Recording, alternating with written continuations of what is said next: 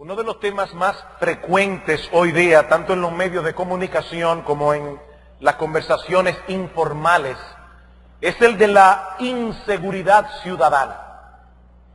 Y es que en los últimos años ha habido un aumento significativo en los niveles de delincuencia, no solo en lo tocante a la frecuencia, sino también en cuanto a la naturaleza de los delitos. Yo recuerdo cuando era muchacho que uno podía caminar, de paso no hace mucho, pero uno podía caminar casi por cualquier lugar de la ciudad sin temor. Pero hoy día prácticamente no existe ningún lugar donde uno pueda sentirse seguro. Aquí mismo hay hermanos nuestros que han sido asaltados o que conocen de personas que lo han sido. Y eso causa preocupación porque el ser humano anhela sentirse seguro. Es por eso que este es un tema recurrente en las reuniones sociales y en los medios de comunicación. Pero la delincuencia no es el único factor que hace de este mundo un lugar peligroso. Los cristianos sabemos que en este mundo caído son muchos y muy variados los peligros que nos amenazan, no solo a nivel físico, sino también a nivel espiritual.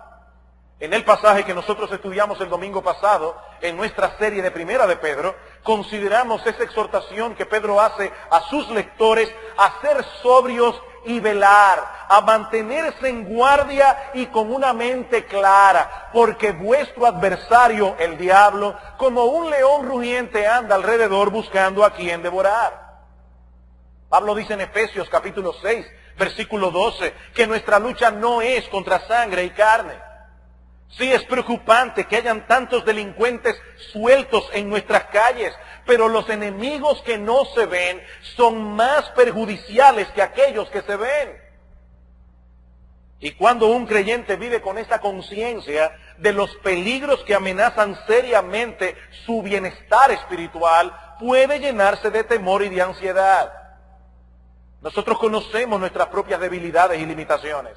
Nosotros conocemos la hostilidad del mundo a nuestro alrededor y cuán frecuentemente somos tentados a desmayar y abandonar la lucha y nos preguntamos si podremos perseverar corriendo la carrera hasta el final. Algunos incluso hasta se preguntan si se levantara una fuerte persecución contra la iglesia, como la que ha tenido lugar en el pasado, como la que han tenido que padecer muchos creyentes a través de la historia, y como están padeciendo muchos creyentes en el día de hoy, en otros lugares, nos preguntamos, ¿sería yo capaz de retener mi fe y seguir siendo fiel al Señor? Hermanos, es ahí donde nosotros necesitamos las palabras de aliento que encontramos en el pasaje que vamos a estudiar en el día de hoy, en Primera de Pedro, capítulo 5, versículos 10 y 11. Primera de Pedro, capítulo 5, versículos 10 y 11. Recuerden que estos hermanos a quienes Pedro escribió esta carta originalmente, estaban pagando un alto precio por causa de su fe. Y unos meses más tarde, las cosas se pondrían peor por causa de la persecución de Nerón. Pero aún así Pedro les asegura que sus almas estaban seguras en las manos del Señor. Por eso hemos titulado el sermón de hoy, Seguridad en un mundo inseguro. Seguridad en un mundo inseguro. Son muchos los peligros que el creyente enfrenta cada día, de dentro y de fuera. Pero por causa del carácter de Dios y de la obra de Dios, podemos experimentar seguridad, a pesar de las circunstancias difíciles que nosotros tendremos que atravesar en este mundo caído. Primera de Pedro, capítulo 5, versículos 10 al 11.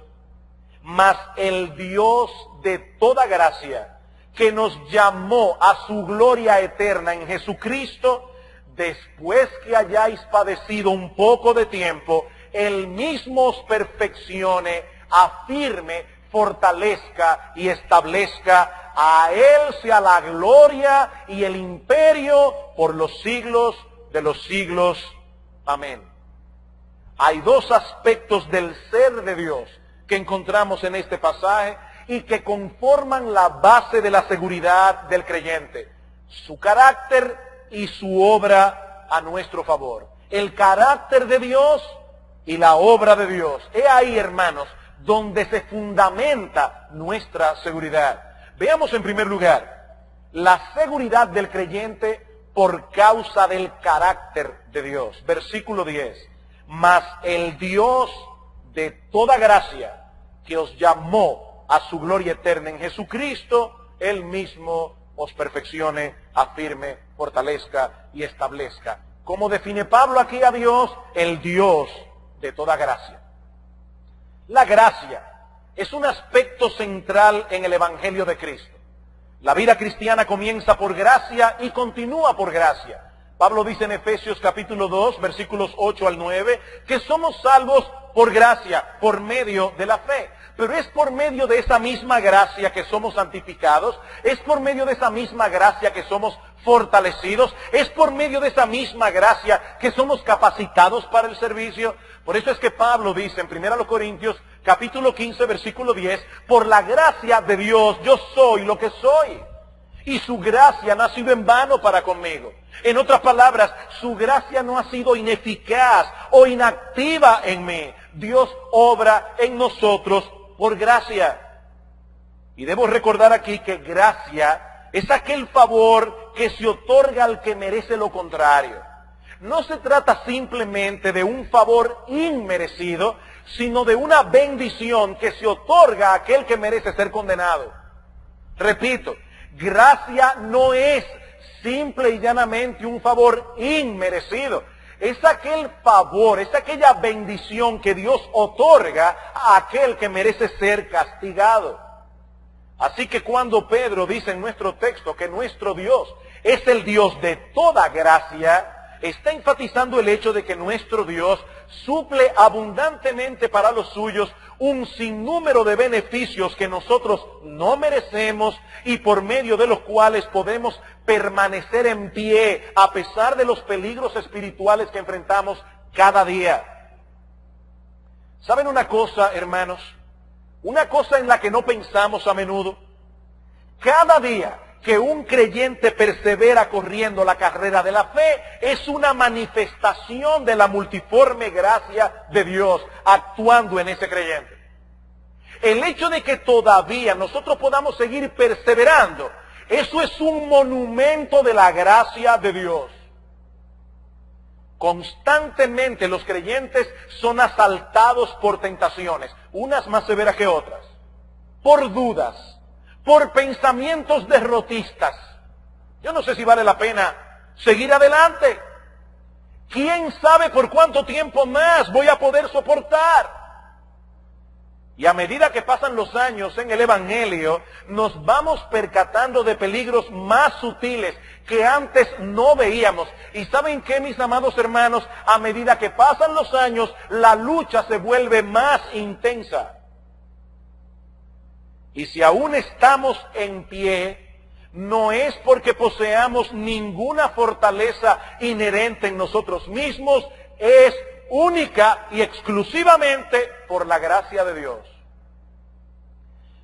Mi hermano amado, lo que estoy diciendo es que si en el día de ayer no te apartaste del Señor y hoy estás aquí en la iglesia y no en ningún otro lugar, siguiendo a Cristo, alabando a Cristo, con el deseo de seguir tras los pasos de Cristo, mi amado hermano, eso es solo por la gracia de Dios.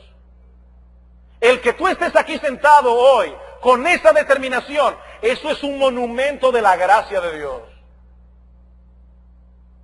Él es el Dios de toda gracia. Él es el Dios que suple abundantemente toda la gracia que necesitamos en nuestras vidas cristianas. Por eso es que Pablo dice, por la gracia de Dios, yo soy lo que soy. Pablo fue un hombre muy completo. Y sus logros fueron muy impresionantes. Pero ahora él dice, no he sido yo. No he sido yo por mis propias fuerzas y por mi propia capacidad que he hecho todo lo que he hecho. Ha sido por la gracia de Dios actuando en mí. Hermanos, ¿quién era Pablo antes de ser alcanzado por la gracia de Dios cuando iba camino a Damasco? ¿Quién era Pablo? Un intenso perseguidor de la iglesia. Pablo odiaba con todo su corazón la persona de Cristo. Pablo odiaba y perseguía con saña a todos aquellos que seguían a Cristo. Pero la gracia de Dios lo transformó. Como dice un comentarista, él cambió de opresor a siervo, de encarcelador a libertador, de juez a amigo, de quitar la vida a dar la vida por medio del Evangelio. La gracia transformadora de Dios. Y esa fue una conciencia que Pablo nunca perdió. Es por gracia y solo por gracia. No hay nada de qué gloriarse por el hecho de ser de Cristo o en el hecho de servir a Cristo, porque de principio a fin es de gracia. Y hermanos amados, esa gracia está disponible para todo el que la quiera. Esa gracia está disponible para todo el que la quiera. Y ese es un punto que debe ser subrayado, porque muchas personas, por una idea equivocada de la gracia, terminan convirtiendo la gracia en un motivo de inactividad. En un motivo de inactividad. Muchos piensan que la gracia y el esfuerzo humano son incompatibles. Si es por gracia, entonces no se supone que yo deba hacer absolutamente nada para crecer en gracia. Esa es la enseñanza que se conoce como quietismo. Quietismo. Quédate quieto y espera en Dios, que es cuando tú decides no hacer nada que Él actúa. Pero hermanos, la Biblia no opone la gracia de Dios al esfuerzo humano, sino más bien al mérito humano. Repito, la Biblia no pone como dos cosas que se contraponen la gracia de Dios y el esfuerzo humano, sino la gracia de Dios y el mérito humano. Por eso es que Pablo dice en 2 Timoteo capítulo 2 versículo 1, Hijo mío Timoteo, esfuérzate en la gracia que es en Cristo Jesús. Y no hay contradicción alguna en esa frase. Debemos esforzarnos en la gracia. ¿Cómo?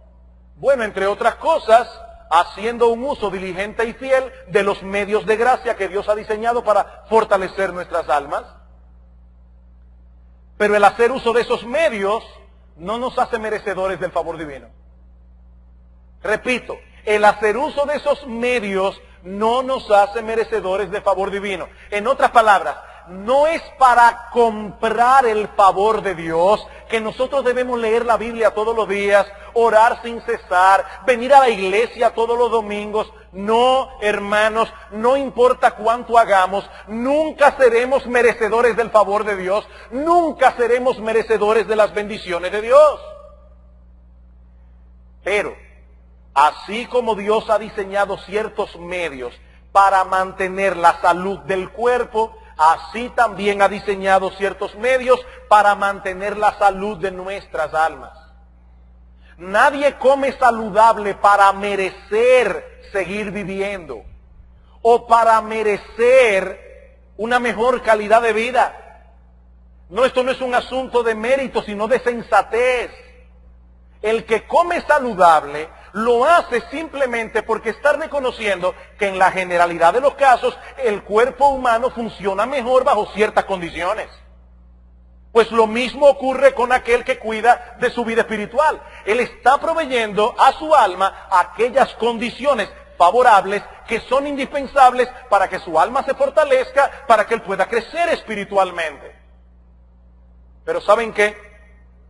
Aún así, esos medios siguen siendo medios de gracia, porque no son un fin en sí mismos. Son medios para un fin. Son medios a través de los cuales nos acercamos a Dios y tenemos comunión con Dios, y es en ese contexto de comunión y de dependencia en Dios que recibimos de su arsenal inagotable las bendiciones que necesitamos. Él es el Dios de toda gracia, lo que significa que su gracia nunca se agota y que puede suplir todo tipo de necesidad espiritual. La gracia de Dios, dice en Primera de Pedro capítulo 4 versículo 10, es multiforme. Y la idea de esta palabra es rica en variedad. Es una gracia que se manifiesta de diversas maneras, salvando, supliendo dones y capacidades de servicio, consolando, fortaleciendo, alentando, reprendiendo. Hermanos, es una obra de la gracia de Dios que nosotros sintamos vergüenza por nuestro pecado. Es una obra de la gracia de Dios que nosotros después de pecar seamos movidos a venir a Dios en arrepentimiento confesando nuestros pecados. Si los creyentes permanecemos firmes día tras día, mes tras mes, año tras año, es únicamente por esa obra de la gracia de Dios en nuestras vidas. Porque, hermanos, en nuestras propias fuerzas no podríamos permanecer en pie ni un segundo. Ni un segundo. Tomando en cuenta los peligros que amenazan nuestras almas, es un verdadero milagro que una persona pueda mantenerse en pie corriendo la carrera hasta llegar al cielo. Hermanos, tomando en cuenta los peligros que amenazan nuestras almas, es un milagro que el creyente llegue al cielo. Pero nuestro Dios es el Dios de toda gracia. Y es por esa bendita gracia, actuando misteriosa, secreta y constantemente en nosotros, que Juan pudo ver en aquella visión que se relata en Apocalipsis capítulo 7, a una gran multitud en el cielo que no se podía contar, de toda tribu, lengua, pueblo y nación, seguros por siempre en la presencia de Dios. Es por gracia. Pero nuestra seguridad no descansa únicamente en el hecho de que Dios es el Dios de toda gracia, sino también en el hecho de que Él posee todo poder y dominio. Él posee todo poder y dominio. Versículo 11. Versículo 11. Aquí el apóstol Pedro proclama una doxología, es decir, unas palabras de alabanza y exaltación a Dios. Pero incidentalmente, Pedro nos dice algo en esta doxología acerca de la persona de Dios, acerca del carácter de Dios, y que también sustenta nuestra seguridad. A Él sea la gloria y el imperio por los siglos de los siglos. Amén. Esa palabra que Reina Valera traduce como imperio, es la palabra griega kratos, que significa poder, dominio, soberanía. De esa palabra se deriva nuestra palabra en español democracia, que según un diccionario señala el predominio del pueblo en el gobierno político de un Estado. Por eso se dice que la democracia es el gobierno del pueblo y para el pueblo. Cuando se usa esa palabra kratos en referencia a Dios, se está estableciendo el hecho de que Él posee todo el dominio, todo el poder, de tal manera que nada ni nadie podrá impedir que Él lleve a cabo sus propósitos eternos. Dice en Daniel capítulo 4, versículo 35, que todos los habitantes de la tierra son considerados como nada. Y Él hace según su voluntad en el ejército del cielo y en los habitantes de la tierra, y no hay quien detenga su mano y le diga ¿qué haces? En otras palabras, mis hermanos, nadie puede llamar a cuenta a Dios. Así como nadie puede impedir que Él haga lo que Él se ha propuesto hacer.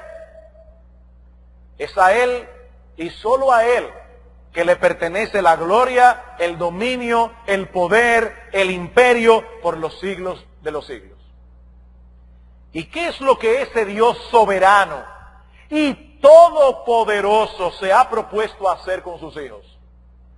Eso nos lleva a nuestro segundo encabezado. Ya vimos la seguridad del creyente en el carácter de Dios. Él es el Dios de toda gracia, Él es el Dios de todo poder y dominio. Veamos ahora la seguridad del creyente en base a la acción de Dios a favor nuestro. La seguridad del creyente no por su carácter solamente, sino por lo que Él hace, ha hecho y hará en nosotros. Y lo primero que Pedro señala en nuestro texto es el hecho de que Dios nos llamó a ser partícipes de su gloria eterna juntamente con Cristo y por medio de Cristo. Versículo 10. mas el Dios de toda gracia, que nos llamó a su gloria eterna en Jesucristo. Ese Dios de toda gracia, ese Dios de todo dominio y poder, nos ha llamado personalmente, con un llamamiento eficaz e irrevocable, a que nosotros participemos de su gloria eterna. ¿Y eso qué significa? Que Dios nos ha llamado a que reflejemos en el máximo grado en que nosotros seamos capaces las excelencias morales que hacen de Dios un ser glorioso. Él nos llamó a reflejar su gloria. Él nos llamó a ser espejos que reflejen su luz. Y todo eso en virtud de nuestra unión espiritual con su Hijo, nuestro gran Dios y Salvador Jesucristo. Hermanos, es por la obra redentora de Cristo que nosotros hemos sido librados de la condenación, que hemos sido librados de la esclavitud del pecado y que ahora podemos reflejar la gloria de Dios. Esa capacidad es imperfecta en esta vida porque el pecado aún mora en nosotros, el espejo está todavía medio empañado. Pero hermano, Dios nos llamó para que algún día nosotros podamos cumplir a plenitud el propósito de nuestra existencia. Repito, Dios nos llamó para que algún día nosotros podamos cumplir a plenitud el propósito de nuestra existencia. ¿Y cuál es el propósito de nuestra existencia? Glorificar a Dios y gozar de Él por siempre. Una persona que no glorifica a Dios es un reloj que no da la hora. Puede ser un reloj a prueba de bala, puede ser un reloj a prueba de fuego, puede ser un reloj a prueba de golpe, puede ser un reloj que dé las fases de la luna, los meses del año, los días de la semana. Pero si no da la hora, ese reloj no sirve para lo que fue creado. ¿Y saben qué es lo que el pecado ha hecho en nosotros, hermanos? El pecado dañó la raza humana, el pecado dañó al hombre para que no pueda cumplir el propósito para el cual fue creado. Pero Dios, el Dios de toda gracia, nos llamó para que nosotros podamos cumplir a plenitud el propósito de nuestra existencia. Él nos llamó para que participemos de su gloria, para que podamos reflejar su gloria. Para eso fuimos escogidos desde antes de la fundación del mundo. Para eso fuimos llamados a salvación. Para participar de la gloria de Dios en Cristo Jesús. Romanos capítulo 8. Romanos capítulo 8,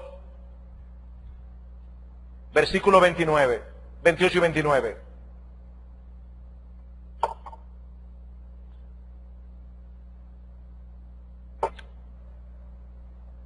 Y sabemos, dice Pablo, que a los que aman a Dios, todas las cosas les ayudan a bien. ¡Qué hermosa promesa! Eso significa que yo voy a tener un mejor carro, un mejor sueldo, un mejor matrimonio, una mejor casa. No, eso no es lo que significa. Sigamos leyendo.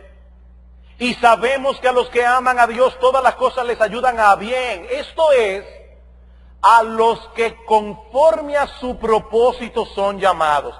A los que aman a Dios, todas las cosas que le ocurren contribuirán a la larga o a la corta a cumplir ese propósito soberano por el cual Dios nos llamó. ¿Y cuál es ese propósito? Versículo 29. Porque a los que antes conoció, también los predestinó para que fuesen hechos conformes a la imagen de su Hijo, para que Él sea el primogénito entre muchos hermanos. Hermanos, ¿quién es Cristo? Él es el reflejo perfecto de la gloria de Dios. ¿Y nosotros a qué fuimos llamados? A ser hechos conformes a su imagen. ¿Existe alguna posibilidad de que alguno de los elegidos de Dios, de esos que fueron predestinados y llamados a salvación, se aparte permanentemente del Señor y termine perdiéndose? No, no existe la menor posibilidad que eso ocurra. Eso es sencillamente imposible. Versículo 30. Y a los que predestinó, a esos mismos también llamó, y a los que llamó, a esos justificó, y a los que justificó, a esos también glorificó. Hermanos, el mismo número de predestinados es el mismo número de llamados, es el mismo número de justificados, y gloria a Dios, en el cielo será el mismo número de glorificados. Es una cadena irrompible. Por eso sigue diciendo Pablo, ¿qué pues diremos a esto? Si Dios es por nosotros, si Dios pelea por nosotros, si Dios está a favor de nosotros, ¿quién contra nosotros? El que no escatimó ni a su propio Hijo, sino que lo entregó por todos nosotros, ¿cómo no nos dará también con Él todas las cosas? ¿Quién acusará a los escogidos de Dios? ¿Quién? Si Dios es el que justifica. ¿Quién es el que condenará? Si Cristo es el que murió, más aún el que también resucitó, el que además está a la diestra de Dios, en el que también intercede por nosotros. ¿Cómo puede perderse un hijo de Dios? Amados hermanos, Dios tuvo un propósito muy definido cuando nos eligió para disfrutar de esta salvación desde antes de la fundación del mundo. Dios tuvo un propósito muy definido. Para cumplir ese propósito envió a su Hijo, nuestro Señor Jesucristo, quien se encarnó y murió por nosotros. Y en un momento de nuestras vidas nos llamó a salvación, nos justificó, nos adoptó y nos santificó. Y ese propósito divino de ningún modo será frustrado, ni por los ataques del diablo, ni por la corrupción que aún mora en nosotros, ni por el mundo a nuestro alrededor. Versículo 35, dice Pablo, ¿quién nos separará del amor de Cristo? ¿Quién? ¿Tribulación? ¿Cuántos hermanos de nuestra iglesia, aún recién convertidos, no han pasado por tribulaciones muy severas y todavía están aquí perseverando en la gracia de Dios? ¿Quién separará a un verdadero hijo de Dios de su Señor? ¿Tribulación? ¿O angustia? ¿O persecución? ¿O hambre? ¿O desnudez? ¿O peligro? ¿O espada? No. Dice Pablo, como está escrito, por causa de ti somos muertos todo el tiempo. Somos contados como ovejas de matadero. En otras palabras, en este mundo tendremos que enfrentar muchas dificultades. Sin embargo, en todas estas cosas somos más que vencedores por medio de aquel que nos amó. Por lo cual estoy seguro de que ni la muerte, ni la vida, ni ángeles, ni principados, ni potestades, ni lo presente, ni lo porvenir, ni lo alto, ni lo profundo, ni ninguna otra cosa creada nos podrá separar del amor de Dios que es en Cristo Jesús, Señor nuestro. Nada podrá separarnos del Señor. Hermanos, si hay algo claro en las Escrituras, es que ninguna de las verdaderas ovejas de Cristo se perderá. Eso es sencillamente imposible. Porque eso sería frustrar los designios del Dios soberano y todopoderoso. ¿Qué dice el Señor en Juan capítulo 10, versículo 27? Mis ovejas oyen mi voz, y yo las conozco, y me siguen, y no perecerán jamás, ni nadie las arrebatará de mi mano. Mi Padre que me las dio, Él es mayor que todos, y nadie las puede arrebatar de la mano de mi Padre. Yo y el Padre somos una misma cosa. Uno somos. Cuando uno va a cruzar un niño de una esquina a otra, un padre prudente no deja que el niño le agarre la mano, sino que él le agarra la mano. Porque los niños a veces se distraen y se pueden soltar de la mano del padre. Pero fíjense, hermanos, que Cristo no dice que nosotros estamos agarrados de la mano del Señor. Lo que Cristo dice es que el Señor nos tiene agarrado de la mano. Él y el Padre nos tienen seguros en sus manos. El que comenzó en nosotros la buena obra la perfeccionará hasta el día de Jesucristo, dice Pablo en Filipenses 1:6. Dios no dejará su obra inconclusa. Creo que era Miguel Ángel, tengo la mente cansada, pero creo que era Miguel Ángel que era famoso por no terminar sus obras. Dios no es como Miguel Ángel. Dios terminará lo que empezó. Pastor, pero ¿qué de aquellos que por un tiempo profesan ser cristianos y luego se apartan del Señor? Bueno, si mueren en apostasía, entonces podemos llegar a la conclusión de que nunca fueron verdaderos cristianos, nunca lo fueron.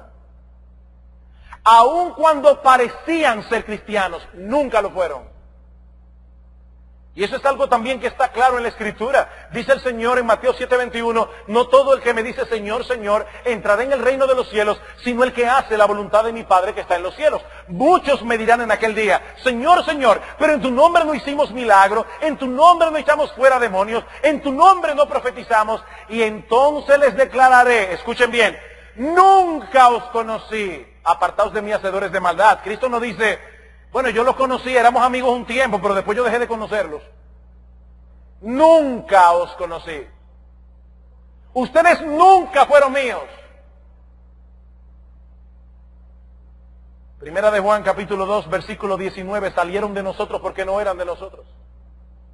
Porque si hubiesen sido de nosotros, habrían permanecido con nosotros, pero salieron para que se manifestase que no todos son de nosotros. ¿Por qué salieron? Porque no eran de nosotros. Segunda de Juan, versículo 9. Todo el que se extravía, dice Juan, es porque no tiene ni al Padre ni al Hijo. Todo aquel que tiene al Padre y al Hijo persevera hasta el fin. Queridos hermanos, los verdaderos creyentes están seguros en las manos de Dios. Porque nada ni nadie podrá frustrar sus designios. Y Él nos ha llamado a participar de su gloria eterna en Jesucristo. Y más aún, Él ha prometido llevar a cabo ese propósito. Y es lo segundo que Pedro dice aquí en nuestro texto. Primera de Pedro capítulo 5, versículo 10. Ya vimos que Él es el Dios que nos llamó. Ahora vemos que Él es el Dios que ha prometido llevar a cabo el propósito de su llamamiento. Versículo 10. Mas el Dios de toda gracia que nos llamó a su gloria eterna en Jesucristo, después que hayáis padecido un poco de tiempo, Él mismo os perfeccione, afirme, fortalezca y establezca. Él mismo. Estos 4 verbos al final del versículo 10 se encuentran en un futuro indicativo. ¿Y eso qué significa? Bueno, eso significa que no se trata de un mero deseo de parte de Pedro, sino de una promesa de Dios. No es un mero deseo, es una promesa.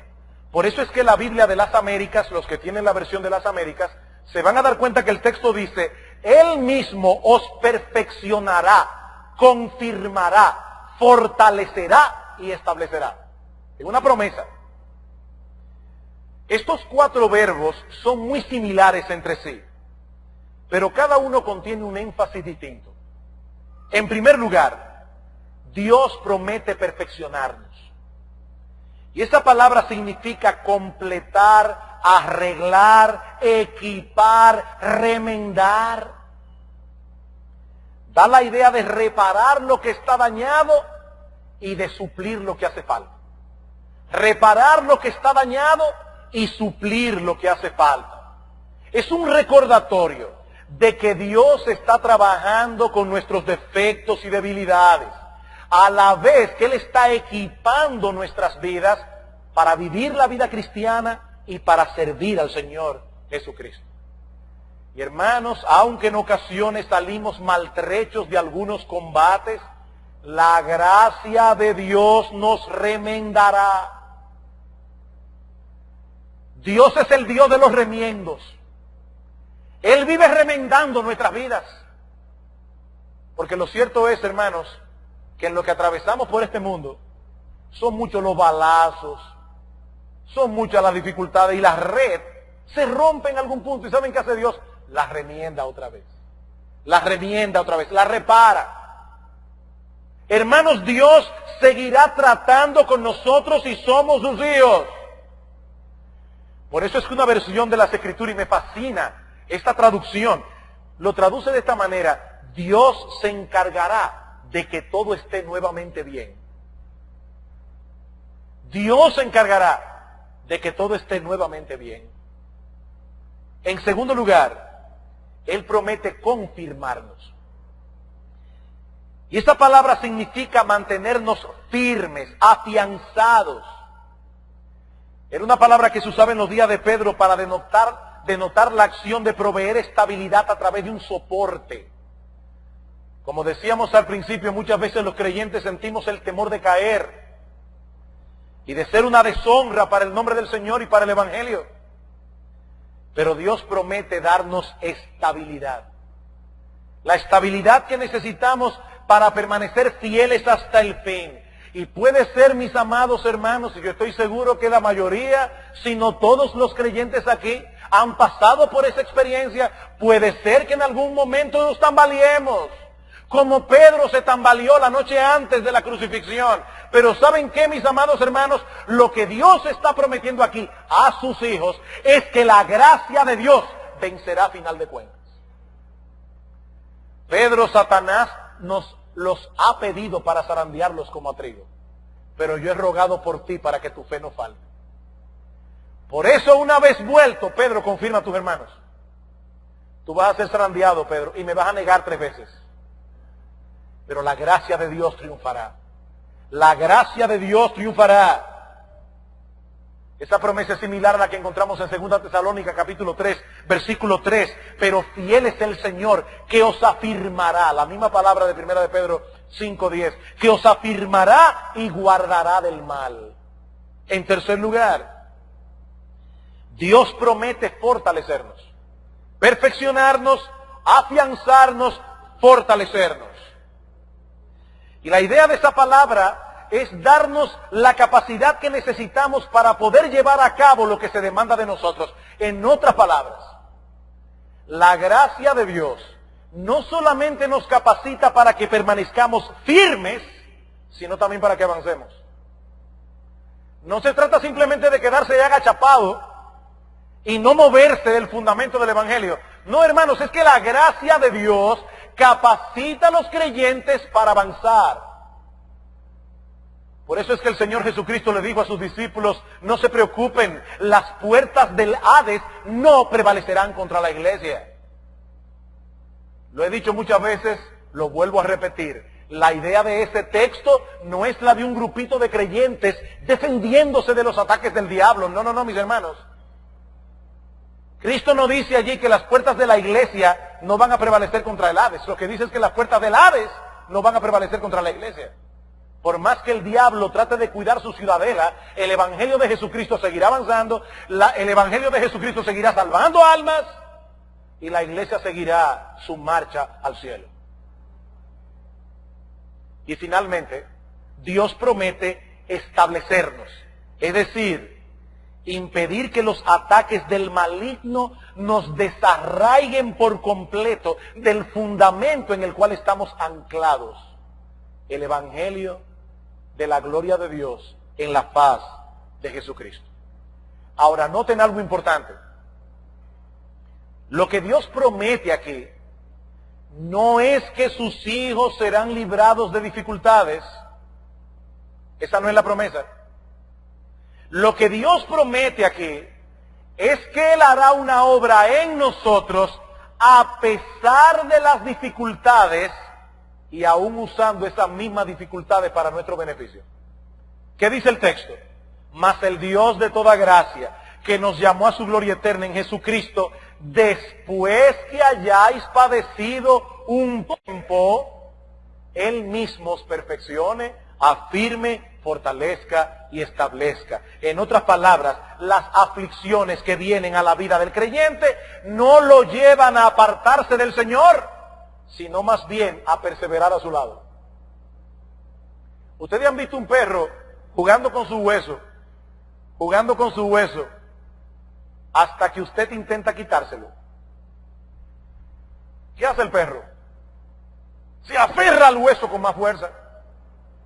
Hay algunos creyentes que parece que están jugando con su vida espiritual. Vienen al culto de oración cuando les parece. Casi nunca vienen a la escuela dominical. A veces vienen a un culto sí, uno no. Leen la Biblia una vez a la semana. Cuando más 3 veces a la semana. Ellos están jugando con el hueso. Hasta que de repente viene una tremenda aflicción. ¿Y qué hace esa aflicción? Al verdadero cristiano lo empuja hacia Jesucristo. Romanos capítulo 5. Romanos capítulo 5, versículo 1 al 5, dice Pablo: justificados pues por la fe tenemos paz para con Dios por medio de nuestro Señor Jesucristo, por quien también tenemos entrada por la fe a esta gracia, en la cual estamos firmes y nos gloriamos en la esperanza de la gloria de Dios. Y no solo esto, sino que también nos gloriamos en las tribulaciones. ¿Cómo? Yo puedo entender que yo me gloríe en la gloria de Dios, pero en las tribulaciones. Dice Pablo, sí, en las tribulaciones, sabiendo que la tribulación produce paciencia, y la paciencia prueba, y esa palabra significa carácter aprobado. La paciencia produce un carácter aprobado, y el carácter aprobado esperanza, y la esperanza no avergüenza, porque el amor de Dios ha sido derramado en nuestros corazones por el Espíritu Santo que nos fue dado. Nos gloriamos en la esperanza de la gloria de Dios, pero nos gloriamos también en las tribulaciones, porque esas tribulaciones obran para nuestro bien. ¿Saben, hermanos, cómo son los creyentes? Como las cometas. Déjenme usar una palabra menos fina, como la chichigua. Por lo menos así le decíamos en mi pueblo. Mientras más fuerte sopla el viento, más alto vuela la chichigua. Así son los creyentes. Hermanos, Dios nos conoce muy bien. Él sabe que en todos nosotros hay un engañoso sentido de autosuficiencia que debe ser destruido para que nosotros podamos descansar plenamente en Él y solo en Él. Nosotros somos muy dados a confiar en nosotros mismos. Y cada vez que nosotros confiamos en nosotros mismos, ¿saben qué es lo que estamos haciendo? Castillos en el aire. Y pocas cosas pueden ser más eficaces para librarnos de ese mal que las aflicciones. Pablo dice en 2 Corintios capítulo 1, versículo 9, que ellos fueron abrumados más allá de sus fuerzas, de tal manera que ellos hasta pensaron que iban a perder la vida. ¿Y saben qué dice Pablo allí? Dice que Dios hizo eso para que ellos no confiaran en ellos mismos, sino en Dios que resucita de los muertos, a los muertos. Cuando tenemos que atravesar por el horno de la aflicción, nosotros nos vemos tal cual somos, seres débiles, indefensos, con una terrible propensión a la duda y al temor. Pero en vez de huir del Señor, el verdadero creyente se aferra a Él más decididamente que antes. Y es en el contexto de ese proceso que Dios cumple su promesa de madurarnos, afianzarnos, fortalecernos y establecernos. Esa fue la lección que Pablo tuvo que aprender al lidiar con su aguijón en la carne. Pablo le pidió a Dios 3 veces, por favor, Dios mío, líbrame de mi aguijón. Uno se pone a pensar a veces, wow, Dios sí obra de una manera misteriosa porque Pablo hizo muchas cosas para Dios. Pero, ¿acaso no hubiera sido más eficaz si no hubiera tenido ese aguijón? No. Dios le dice, no, Pablo, no te voy a librar de ese aguijón para que tú aprendas a que mi gracia es suficiente. Bástate mi gracia, Pablo, porque mi poder se perfecciona en la debilidad. Porque cuando soy débil, entonces soy fuerte. Qué raro eso. Cuando soy débil, entonces soy fuerte. Y miren, hermanos, Dios se encarga de darnos a todos sus siervos un aguijón. Él se encarga de eso.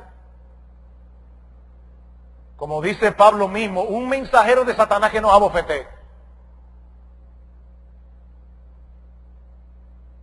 ¿Qué ocurre en la mente de un hombre cuando lo abofetean? Siente vergüenza. Vergüenza. Dios se encarga de bajarnos los humos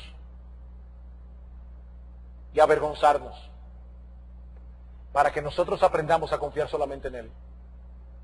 Y Él nos va a dar un aguijón en la carne para que nosotros podamos decir como Pablo, el poder de Dios se perfecciona en la debilidad mía. Yo me gloriaré en mi debilidad. Spurgeon dice que en una ocasión él iba a predicar en un lugar y se sentía muy inadecuado y de repente recordó ese texto, bástate mi gracia, Y dice que por primera vez en su vida él vio la ironía del texto y se rió. Él vio la ironía. Bástate mi gracia. Pablo, te basta mi gracia.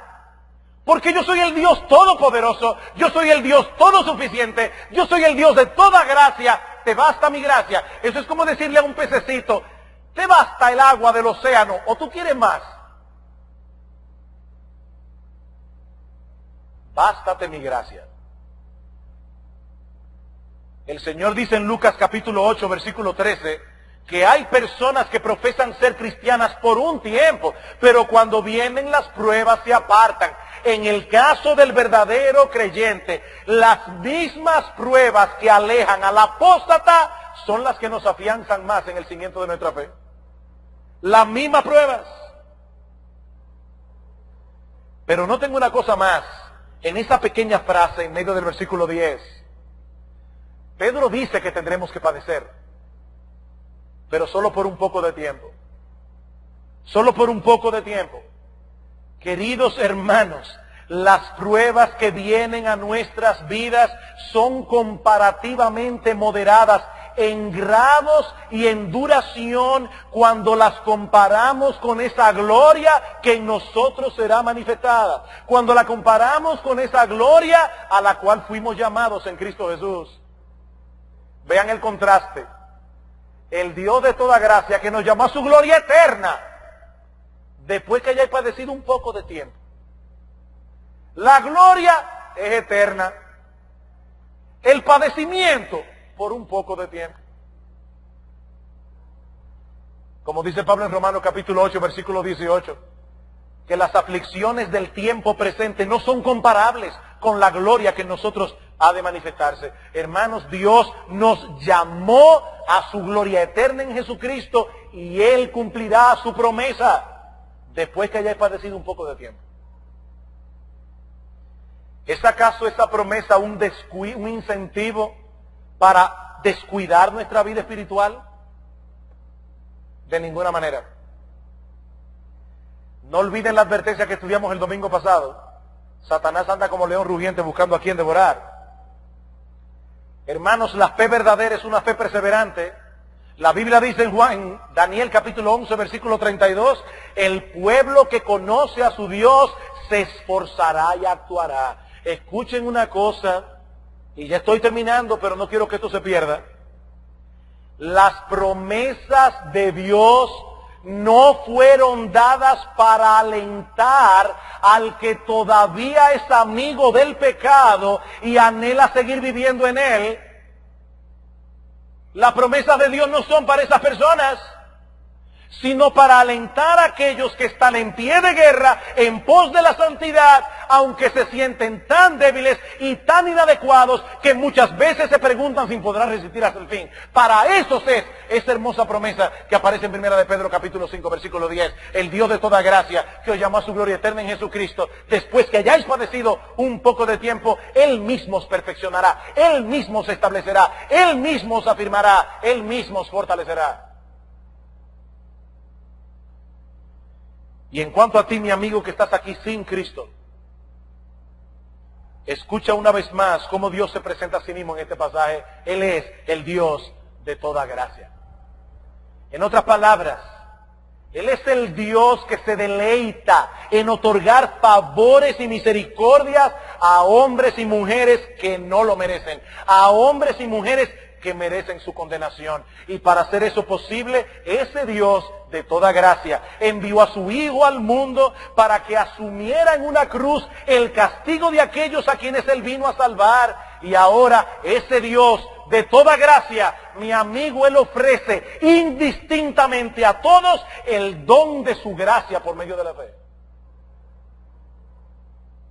No es necesario conocer el decreto de Dios para saber si fuimos elegidos o no para esta gran salvación. No, en ningún lugar de la Escritura se exhorta al pecador a que trate de descubrir si fue predestinado para entonces venir a Cristo. No, mi amigo, lo único que tú necesitas saber es que tú eres pecador, es que tú no puedes presentarte ante el tribunal de Dios en la condición en que tú estás, pero que el mismo Dios ha provisto una vía de escape por medio de la fe en su Hijo, nuestro Señor Jesucristo. Eso es lo único que tú tienes que saber.